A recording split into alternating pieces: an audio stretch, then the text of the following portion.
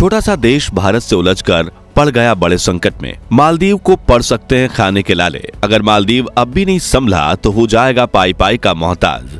मालदीव के अगेंस्ट भारत ने कड़े किए अपने तेवर। नमस्कार दोस्तों, अभी मालदीव भारत के रिश्तों की खटास अपने चरम स्तर पर है। आए दिन दोनों देशों में एक दूसरे के अगेंस्ट कोई ना कोई एक्शन लेने की कार्रवाई हो रही है। इसी बीच बड़ी खबर यह आ रही है कि भारत ने मालदीव के ऊपर शिकंजा कसना शुरू कर दिया है। पिछले कुछ दिनों में भारत ने कई ऐसे एक्शन लिए हैं जिसके तहत मालदीव में एक्सपोर्ट किए जा रहे कुछ प्रोडक्ट्स पर रोक लगा दी गई है।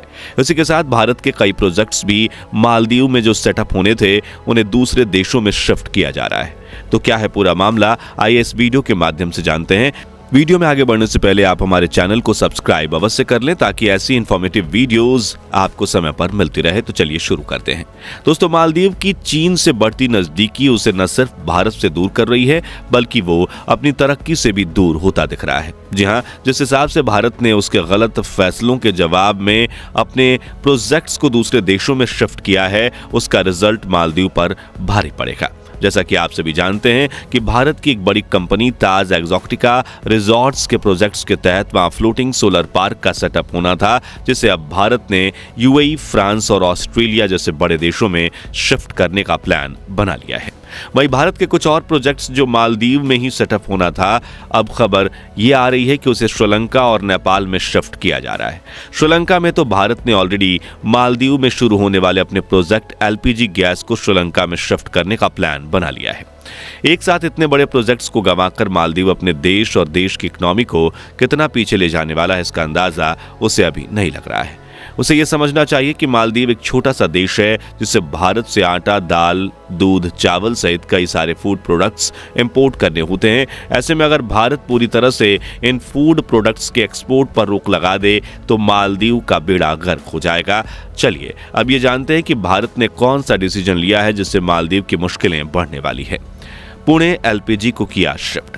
दोस्तों, पुणे एलपीजी मालदीव में सेटअप किया जाना था, लेकिन चीन से हाथ मिलाकर मालदीव ने इस प्रोजेक्ट को अपने हाथों से गंवा दिया है। एक रिपोर्ट के according Bharat Pune LG projects के इंफ्रास्ट्रक्चर को लेकर जहां पहले मालदीव में तैयार करने वाला था, उसे अब मालदीव के साथ बढ़ते विवाद के कारण अमेरिका, श्रीलंका और नेपाल जैसे दूसरे देशों में ज्वाइंट वेंचर के साथ शुरू करने वाला है। आपको बता दें कि सबसे ज्यादा नेचुरल गैस कतर, रूस और यूएई जैसे देश एक्सपोर्ट करते हैं। भारत भी इन्हीं देशों से भारी मात्रा में नेचुरल गैस खरीदता है, लेकिन फिलहाल भारत में नेचुरल गैस को लाने में कुछ समस्याएं आ रही हैं, जिसके कारण ये भी है कि अमेरिका ने रूस पर कुछ रिस्ट्रिक्शंस लगा रखे हैं और इसी वजह से रसिया सीधे भारत को अपने नेचुरल गैस को एक्सपोर्ट नहीं कर सकता। हालांकि दूसरी ओर भारत अपनी पुणे गैस एलपीजी प्रोजेक्ट का इंफ्रास्ट्रक्चर अमेरिका की एक बड़ी कंपनी के साथ ज्वाइंट वेंचर में सेटअप करने जा रही है और इसके तहत आसानी से अमेरिका के नेचुरल गैस को एलपीजी में कन्वर्ट किया जा सकेगा।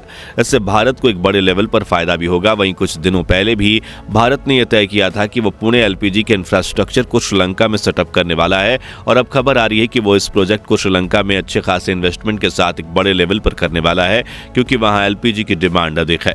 दोस्तों, एक और जहां मालदीव चीन के जितने करीब आ रहा है, वहीं दूसरी ओर भारत श्रीलंका, नेपाल, फ्रांस, यूएई, रूस और ऑस्ट्रेलिया जैसे देश के साथ अपने ट्रेड रिलेशंस को और भी मजबूत कर रहा है, क्योंकि भारत को कहीं ना कहीं इसका अंदाजा है कि अगर इन देशों के साथ ट्रेड रिलेशंस जरा सा भी कमजोर पड़ा तो चीन इसका फायदा उठा लेगा। रिन्यूएबल एनर्जी प्रोजेक्ट के सेटअप के साथ क्रूड ऑयल के इंपोर्ट में कटौती। दोस्तों, भारत पुणे एलपीजी के अलावा श्रीलंका और नेपाल जैसे देशों में रिन्यूएबल एनर्जी के प्रोजेक्ट सेटअप करने वाला है। आपको बता दें कि भारत फिलहाल रशिया और यूएई जैसे देशों में क्रूड ऑयल इंपोर्ट करता है, लेकिन रिन्यूएबल एनर्जी प्रोजेक्ट सेटअप के बाद भारत आसानी से क्रूड ऑयल के इंपोर्ट में कटौती कर सकेगा, क्योंकि भारत के पास दुनिया की सबसे बड़ी तेल रिफाइनरी मौजूद है। जी हाँ दोस्तों, गुजरात के जामनगर में जो ऑयल रिफाइनरी है उसमें भारत, रूस और यूएई से मंगाए गए क्रूड ऑयल को रिफाइन करके दूसरे देशों में इंपोर्ट करेगा। इस प्रक्रिया से भारत काफी ज्यादा मुनाफा कमाने वाला है। इसके अलावा हाल ही में भारत ने यूएई सहित कुछ और देशों के साथ एफटीए यानी कि फ्री ट्रेड एग्रीमेंट साइन किया है। इस एग्रीमेंट को साइन करने से भारत को यह फायदा होगा कि भारत बड़ी मात्रा में यूएई से क्रूड ऑयल इंपोर्ट कर सकेगा। आपको बता दें कि भारत यूएई से पेट्रोलियम प्रोडक्ट के अलावा ज्वेलरी, वुडन प्रोडक्ट और स्टोन्स जैसे प्रोडक्ट्स को भी इंपोर्ट करता है। एक रिपोर्ट के अकॉर्डिंग भारत यूएई से जितने भी प्रोडक्ट्स इंपोर्ट करता है उसकी वैल्यू लगभग $53 बिलियन के आसपास है और FTA एग्रीमेंट साइन करने के बाद तो भारत इन सभी प्रोडक्ट्स को UAE से सीधे रुपए में डील एक्सेप्ट करेगा।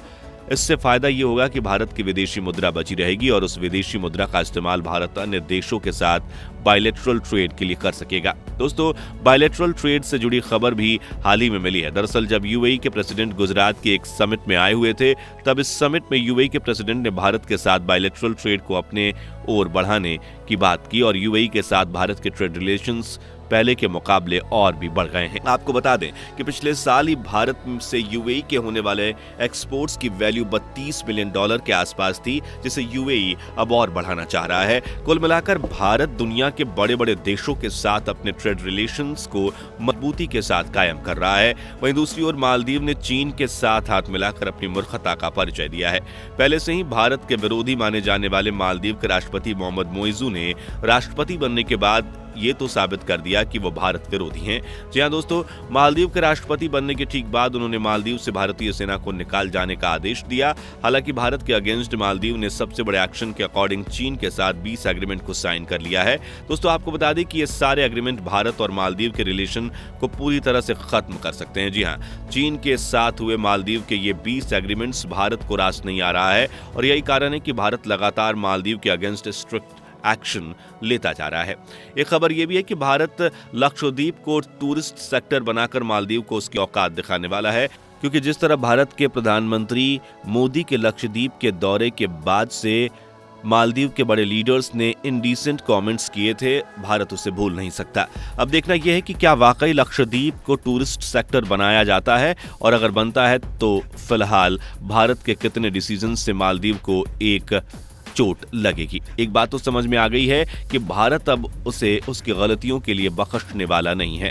खैर, आपको क्या लगता है, क्या भारत लक्षद्वीप को टूरिस्ट सेक्टर में तब्दील करेगा? क्या वाकई भारत में मालदीव के साथ अपने सारे रिलेशन खत्म करने की कवायद शुरू हो गई है? अपने जवाब हमें कमेंट में अवश्य दें। वीडियो को लाइक तथा अपने फ्रेंड्स और रिलेटिव्स के साथ शेयर अवश्य करें। मिलते हैं अगली वीडियो में, तब तक के लिए धन्यवाद। जय हिंद, जय भारत।